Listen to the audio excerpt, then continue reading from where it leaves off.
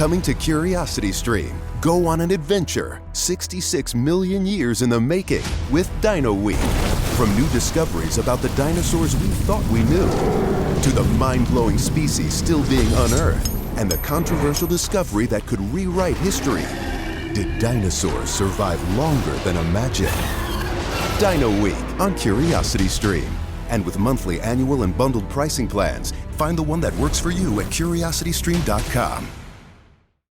If you're a last-minute gift shopper, then Instacart is your holiday rescue app this season. No more tracking packages, no more trips to the post office, and no more Christmas gifts arriving in February. Instead, you can just download Instacart to order gifts like beauty, tech, and gourmet goods from local stores and get them delivered in as fast as 1 hour. Plus, right now, you'll get free delivery on your first 3 orders. This offer is valid for a limited time. $10 minimum per order. Additional terms apply. Must be 21 plus to purchase alcohol where available.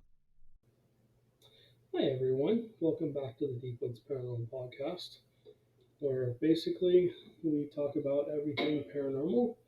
We sometimes talk about locations we've been to, sometimes we talk about different investigations that are coming up and stuff like that. So anyways, without further ado, what we're going to be talking about today is poltergeist activity. I'm sure everybody has seen the movie Poltergeist, or the remake of the movie. They did a pretty good job with the movies. I think that it kind of covers poltergeist activity to a certain extent. Of course, they overdid it because it's a movie. I mean, it's meant to be entertaining and stuff. But I can kind of talk about 3 different locations that I know have had poltergeist activity. One of the locations was a location that Amanda and I lived at for about 2 years. And we had a lot of strange things happen in that house. So, if you listen to other podcasts, you kind of heard me talk about certain stories from this location. But let me start out with explaining what a poltergeist is. So, poltergeist is actually 2 words. It's a German word meaning noisy ghost. Polter is noisy and Geist is ghost. And essentially, that word came to be back in like the 1840s, 1850s, something like that. And it kind of caught fire over here in the day, I guess. So it's a very popular word. So poltergeist activity, most people associate it with seeing a little kid, usually a little girl, cupboards opening, wet spots, on the floor, like puddles of water, stuff like that. And I've experienced all that, unfortunately, or maybe fortunately, I don't know. So let's start out with the first location. First location I ever got called to, the cupboards were flying open. Essentially, they were calling because they wanted to figure out what was going on. The cupboards were coming open. The radio on the computer would turn on in the middle of the night, and the speakers would be turned all the way up, which they were turned all the way back down before they went to bed. It would wake them up at 2 or 3 o'clock in the morning. They would hear somebody walking up and down the stairs at night. When the daughter was home alone, she would experience things, but nothing ever that was harmful. It was always just kind of playful. And just other things that would happen. And so I got called in, and I went over there, and my job is to basically take away the fear. I want to find out, number one, the who, the what, the why, the when, and the where. So that's what I did. And I set up some K2s, I set up an audio recorder, and we did an EVP session, and started asking questions. Well, us, we investigate whether to find tell. So we had the daughter and the mom there, and they actually got to ask questions. And so they started asking questions about who was there, and we didn't really get any answers. We said, "Are you male?" And it lit up. And I said, "Okay, are you a female?" And it didn't light up. She had a 13-year-old teenage daughter, which is usually one of the types of cases where poltergeist activity comes from. When you have a young child, anywhere from 13 to 19, they can create poltergeist activity just basically by projecting their energy. Teenage girls seem to have a lot of energy, and sometimes spirits will feed off that energy and will do different things to act out. Kind of getting more into detail about poltergeist activity. It also can be other things. It can also be basically just somebody who's disabled and they're frustrated, they can't move, they can't walk, or whatever, and so they project energy out. People don't know that we actually just, our bodies are energy. Our brains send out electrical currents and stuff like that, and into our other, down our nerves, into our bodies to make our fingers move and our mouths move and our legs move and all that stuff. Well, poltergeist activity is an amplification of this. Um, this kind of goes into the realm of, can we actually move stuff with our minds, and can we actually project, you know, things? So I don't really want to go down that rabbit hole because we'll be here all day talking about that. But I do want to talk about, what happened in this case. So I'm thinking this is poltergeist activity because the cupboard doors are opening, the radio is turning on the computer full blast for no reason. The daughter's experiencing a lot of the activity. So as we went through the K2 session, like I said, we started out asking male or female questions, and the first thing that lit up for male. So we knew it was a male. And as we went through, we started having them ask questions about based off of what they were experiencing. Why do you turn the radio on? Why do you, bang on my door at night? Why are you, doing all this other stuff? And the more questions we asked, the more K2s we started getting lining up. We kind of figured out that they had a relative that passed away recently. It was one of the uncles. It was her brother that passed away, and he was very close with the family. But he was just, one of those people that like to play pranks, my kind of guy. And so he essentially just wanted to get their attention. He wanted to let them know that he was okay. Unfortunately, after he passed, there wasn't a lot of communication with other family members, and he kind of died quickly out of nowhere. And so he was just turning on the radio and opening the cupboards to get their attention to let them know that he was there and that he was okay. And then they got to ask lots of questions. Are you okay? Did you pass over? And he answered yes with the K2.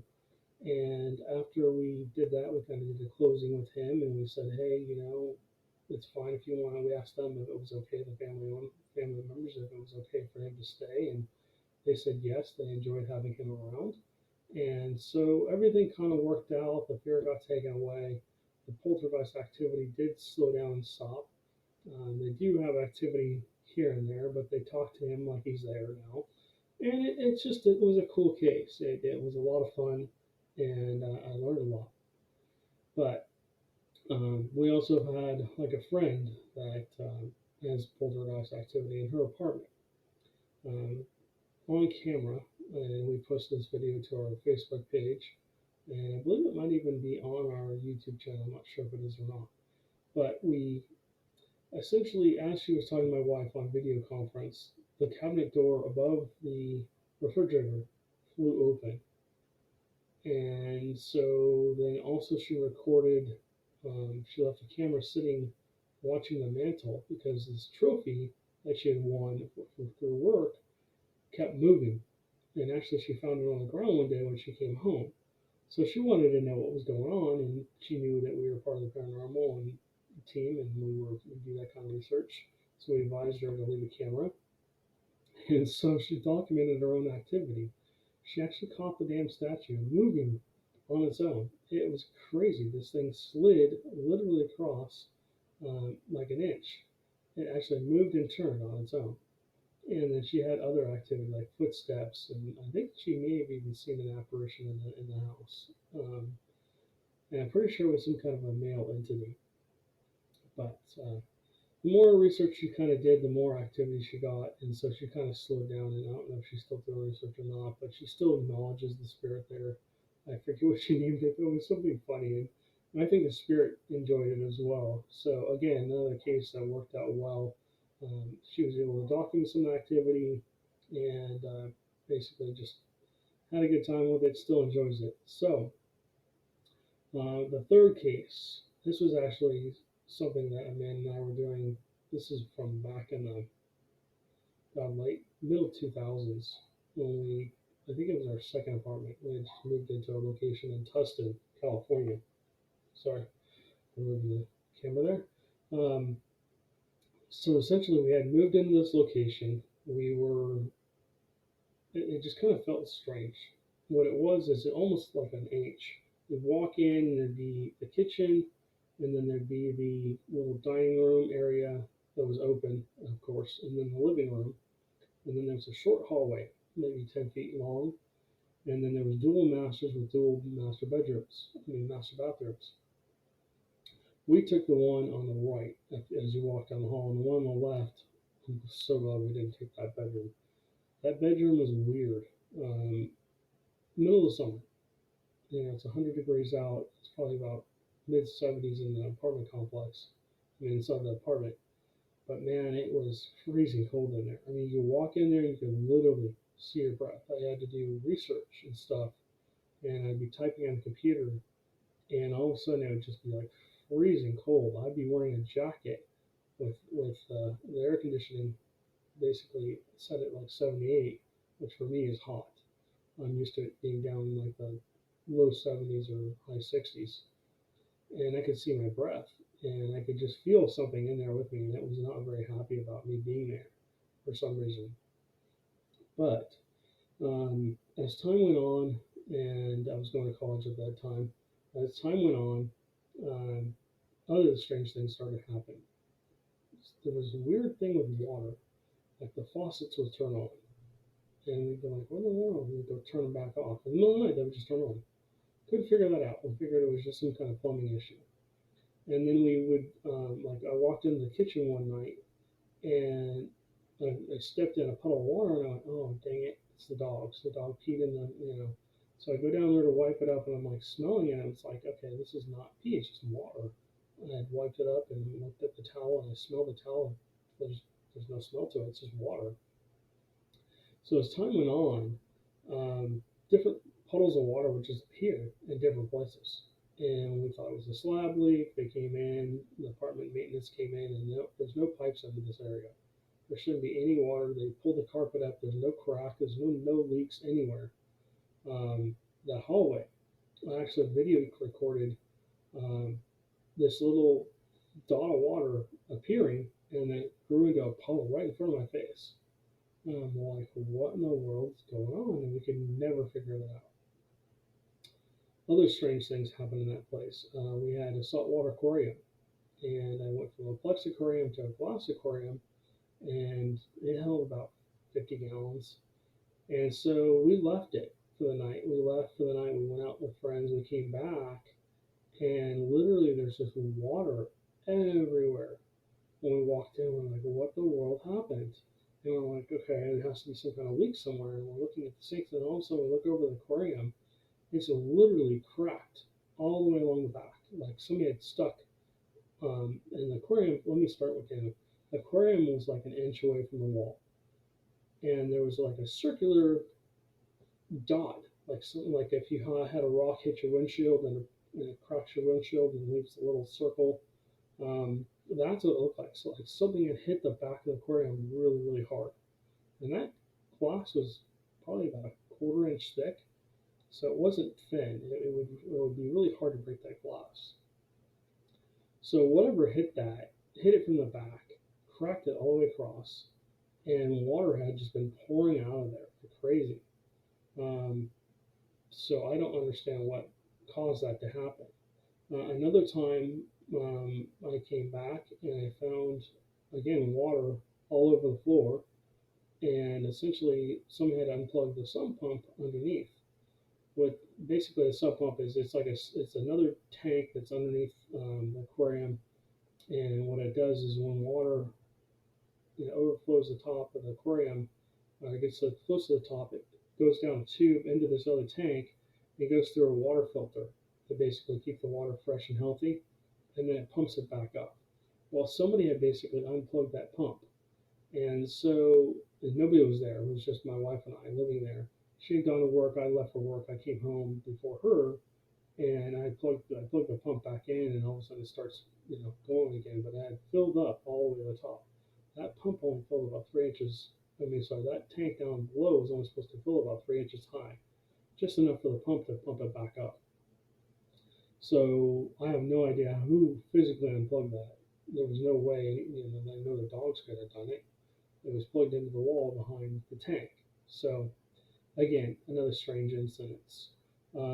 Another story, and I think I've talked about this before. Um, the serviceman one time was talking to me because he knew I was in a ghost. He's like, "Yeah, there's this little girl that's seen all over the place." I'm like, "Oh, okay, that's interesting." So I walk into the guest bedroom or the second master, and I'm in there, and again, it's freezing cold, middle of summer, and we had a closet in there, and we hung our jackets and stuff up there, and it was said to rain that day. So I was on my way to school. I was going to college at the time. I set my books down in the kitchen on the counter, walked in there, and I essentially went to grab a jacket, and as I reached up, I was literally reaching up like this. I felt my shirt get tugged, my shirt underneath my arm get tugged, do do do. And I'm like, what in the world? And I kind of look down like this, and I glance down, and I see this little girl, and I'm like, oh no, where the hell did you just come from? Why is there a little girl? She looked real. I mean, she looked just as solid as me.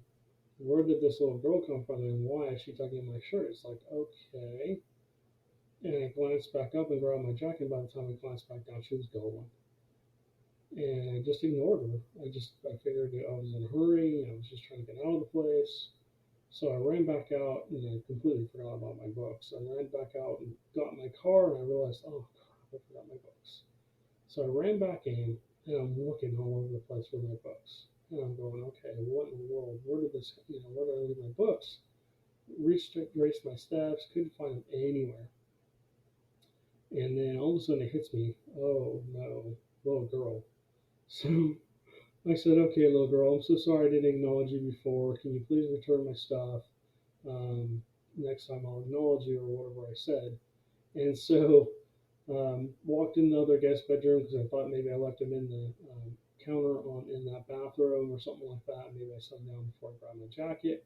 Walked back out, and there's my books underneath the tablecloth with the flowers and vase sitting on top. And I'm like, oh, okay. So she's playful. And I had to pull the flowers off, had to pull the tablecloth off, pull my books out from underneath all that, recover the table, put the vase back on, and then ran out the door because I was late for school. And just that's the kind of stuff that happened in that place. One day we had what looked like, I don't know, I wouldn't say it was a hellhound, but some kind of weird dog come in from outside. We would leave the screen door open for the dogs, and basically from our bedroom, we had a sliding glass door in our bedroom for our apartment. We had a huge wall out there. I mean, it had just the normal wall that you normally have, and they actually had put flex above that, so it was above my head. So basically, anything to get in or out of there would have to have climbed through a very narrow area, about 7 or 8 feet tall, which is above my head, to get in there. But this dog comes flying in. I thought it was either a wolf or a coyote. Comes flying in. I looked down. Both of our dogs at the time were laying at the end of the bed, and both of them kind of looked up, and they looked and they saw this dog, and then I went right back out through the door and disappeared. I got up and I'm like, holy crap! I had a big mag light at that time. I took this big mag light. I'm like ready to try to scare this animal out of my backyard. I slid the door closed, and I'm like, well, what the hell was that? And unfortunately, Amanda didn't see it, but I'm like, whoa, what was that? I think that's one of the scariest things that ever happened to me in the paranormal. This is how I've had my bed messed with twice. And this is one of those occasions where I was laying there, well, we were laying there. We had a queen size bed, and we had a little shelf, a little like like looking behind me if you're watching the YouTube video of this podcast. There was a shelf about the height of the one over here, and let's say basically the bed post was about where the top of this chair is. And so I'm laying there, and Amanda's asleep, and the TV on, and I was almost asleep myself. Dogs were sleeping, and all of a sudden, I feel my side of the bed start to tilt up, as if somebody's lifting it. And I felt it lift up, and as I'm sitting there, I just start sliding, and I hit Amanda, and she always sleeps to my right. And I'm like, well, what the hell? And I felt something crawl under our bed. That was creepy as hell. I don't know what it was. I think it was some kind of, I know it was some kind of ghost or something. I don't think it was anything else. I don't think it was, I don't know what that could have been. It was just strange. It was definitely some kind of ghostly or it was either ghost or poltergeist activity. Um, and why anything would crawl into the bed, just, I still don't know that to this day. But anyways, long story short, the bed came back. I was expecting the bed just go boom and fall back down, but it didn't. It actually just slowly but surely set back down, and I was able to go back to sleep. And in the morning, I looked under there. I couldn't find anything, but I know it happened. And I tried to explain it to Amanda. She's like, "Well, what are you talking about? You're nuts. I didn't feel anything." I'm like, "You were totally sleeping." So, anyways, yeah, that was very strange. And just other strange things happened as time went on in that location. But again, that's kind of my poltergeist activity story. We've had other places where we've had strange activity, like the one, I think it was the next apartment complex we lived in, Laguna Hills, where that door would always, it would just open and close by itself in that one room. I'm pretty sure something happened to somebody in that room. It was always, again, always freezing cold in one of the extra bedrooms. We always had a two-bedroom, and one of the bedrooms, her Amanda's friend stayed with us for a while, and she said it was always freezing cold in there. And when she moved out, I moved my computer in there to basically do schoolwork and other stuff, and I would basically put a box or something in front of that door, and that door in the middle of the night would start to open and hit the box and close and hit the door, hit the wall, doot doot doot doot doot doot. And then finally we just moved the box away and let it open, and it started making this knocking sound like it was just knocking, knocking, knocking, knocking, knocking. And as the door would slide back and forth, and it wouldn't go all the way open or all the way closed. It would slide about 6 inches open and then slide 6 inches closed, and this would continue on for half an hour, 45 minutes. And I'm like, well, what in the world? I don't know if that's um, ghost activity or what it was. It was just strange. I would attribute it more to poltergeist activity. Something wanted something and wanted to get our attention, but it just didn't seem to know how to do it. And at that point in time, we were researching the paranormal, but we weren't recording audio, recording video at that point in time. We didn't really know what we were doing with that. So, anyways, like I said, I've worked lots of cases, thousands of cases. Poltergeist activity is very few and far between. A lot of the time, it has to do with teenage girls, just because as they go through their changes, basically, they project energy out, and sometimes it's good, sometimes it's bad. Sometimes the poltergeist activity can actually be attributed to someone's frustration or whatever, and it actually creates its own entity, and that entity acts out in negative ways. It's almost like a demonic entity, but it's not. And you can't really clear that out of the house. You have to basically get that person. You have to help that person heal. And essentially, it's just a different type of poltergeist activity. You have to kind of deal with what's going on with them to heal the situation, to fix the situation. and that's extremely hard. And again, that's very few and far between. But anyways, so that's my take on poltergeist activity. Um, they are, like I said, very few and far between. But when you do get those cases, they're very interesting because the entities seem to be more likely to interact with you and do cool things, move things, and stuff like that that you can actually document. So, anyways, I appreciate you guys. Thank you so much for listening and watching this podcast. You guys have a great day, and I don't know what we're going to be talking about next week, but hopefully, Matt will be back on with me, and we'll be talking about some interesting stuff. I think we're going to be doing a UFO case here next week. Next weekend, we were just testing out some gear recently. We got a new telescope that records video. I just got some new night vision binoculars, actually more for Bigfoot research, but I think they'll work for the UFO research too. We're looking up in the sky and trying to see if we can see anything. Unfortunately, it was a little cloudy and we had some rain over the weekend. But anyways, you guys have a great day. Stay tuned for the next podcast. We might be talking about UFOs. So, all right, guys, you have a great day.